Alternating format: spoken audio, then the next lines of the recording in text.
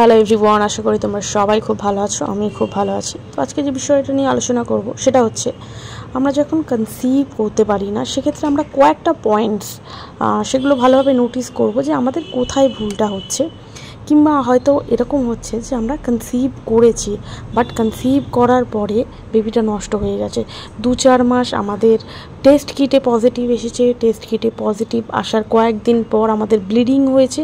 Bleeding হয়ে আমরা পরবর্তীকালে যখন রেজাল্টটা জানতে যাচ্ছি, আমাদের ইউএসজি করতে যাচ্ছি, তখন আমরা বুঝতে পারছি যে বেবিটা কিন্তু নষ্ট হয়ে গেছে। এই যে সমস্যা, এর জন্য আমরা কি করতে পারি? আমরা কিন্তু প্রিপারেশন করতে পারি।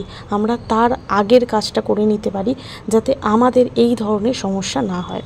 যখনই দেখবে এই ধরনের সমস্যা হচ্ছে যে প্রেগনেন্সিটা হয়েছে, তার 2-4 মাসের মধ্যে সেটা নষ্ট হয়ে গেছে, সেক্ষেত্রে কিন্তু পুরুষ মহিলা দুজনেরই কিন্তু সমস্যা হতে পারে। শুধুমাত্র মহিলার দোষ দিলে কিন্তু হয় না।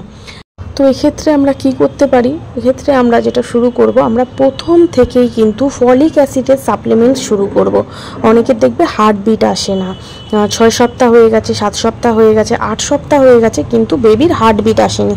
তার জন্য আমরা কি করতে পারি? আমরা কিন্তু ফলিক অ্যাসিডের সাপ্লিমেন্টস নেব। সেটা নেওয়ার সঙ্গে সঙ্গেই দেখবে যখনই আমাদের কনসিভ করার আমরা চেষ্টা করি, আমরা ডক্টরের কাছে যাই এবং এই ধরনের সমস্যা বলি, তখন কিন্তু আমাদের ফলিক অ্যাসিড সাপ্লিমেন্টস কিন্তু দেওয়া হয়। কিংবা আমরা যদি কনসিভ করি তারপরে আমরা ডক্টরের কাছে যাই, তখনও কিন্তু আমাদের ফলিক অ্যাসিডের সাপ্লিমেন্ট দেয়। ফলিক অ্যাসিডটা বেসিক্যালি এই কাজটা করে যে আমাদের বডিতে প্রপার ব্লাড সার্কুলেশন হয়, আমাদের ভিটামিনের যে কোনো অভাব দূর করে এবং আমাদের কিন্তু কনসিভ করতে হেল্প করে, আমাদের ফার্টিলিটিকে কিন্তু বুস্ট করে। কনসিভ করার যারা প্ল্যানিংয়ে রয়েছি বা প্রেগনেন্সির প্ল্যান যারা করছি, তারা আমরা অবশ্যই কিন্তু ফলিক অ্যাসিডের সাপ্লিমেন্ট কিন্তু 2-3 মাস আগে থেকে শুরু করে দেব।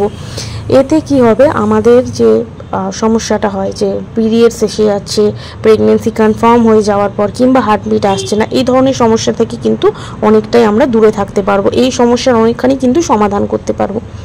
সঙ্গে আমরা পুরুষদের জন্য কি করতে পারি? অনেক সময় কি হয়, যখনই দেখি যে পুরুষের শুক্রাণুর মধ্যে যে মোটিলিটি বা কাউন্ট যদি ভালো না হয়, সেক্ষেত্রে সেটা যখন প্রেগনেন্সি বা সেটাই যখন ডিম্বাণুর সঙ্গে মিলিত হয়ে সেই ভ্রূণটা যখন তৈরি হতে থাকে, সেটা কিন্তু অনেকখানি দুর্বল হয়, যার কারণে কিন্তু আমাদের হয়তো বাচ্চাটা হয়তো নষ্ট হয়ে গেছে, এমন হতে পারে।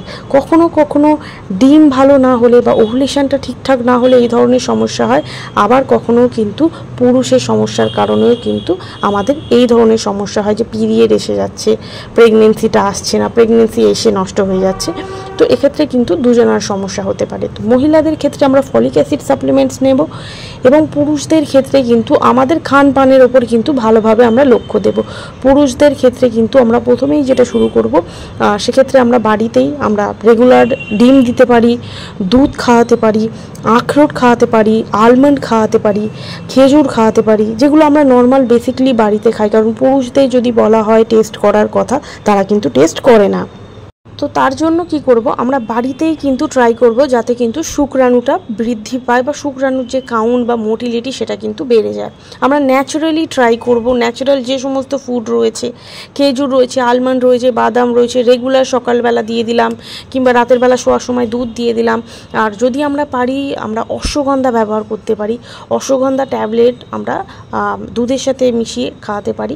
তাতে কি হয়, 3 মাসের মধ্যে কিন্তু মোটিলিটি বেড়ে যাবে, কাউন্ট বেড়ে যাবে, আমাদের গর্ভধারণটা কিন্তু ইজিলি হয়ে যাবে।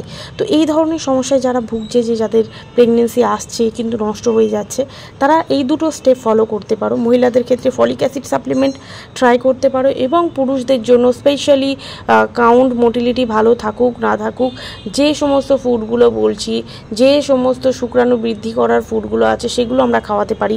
ওষুধ ছাড়াও কিন্তু শুক্রাণু বৃদ্ধি পাবে এবং কাউন্টও বাড়বে এবং যে সহবাসের ইচ্ছা, সেই সহবাসের ইচ্ছাটাও কিন্তু বাড়বে।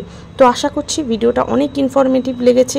আমরা যদি এই স্টেপগুলো ফলো করি, অন্তত আমাদের কিন্তু যে ওভুলেশনটা বা যে শুক্রাণুটা, সেটা কিন্তু অনেক স্ট্রং হবে এবং সেই দুটো যখনই স্ট্রং হবে, তখন কিন্তু আমাদের গর্ভধারণটা অনেকখানি ইজি হয়ে যাবে। তো আশা করছি ভিডিওটা অনেক ইনফরমেটিভ লেগেছে। যদি ভিডিও ভালো লেগে থাকে তাহলে like, comment, share and subscribe করে দিও।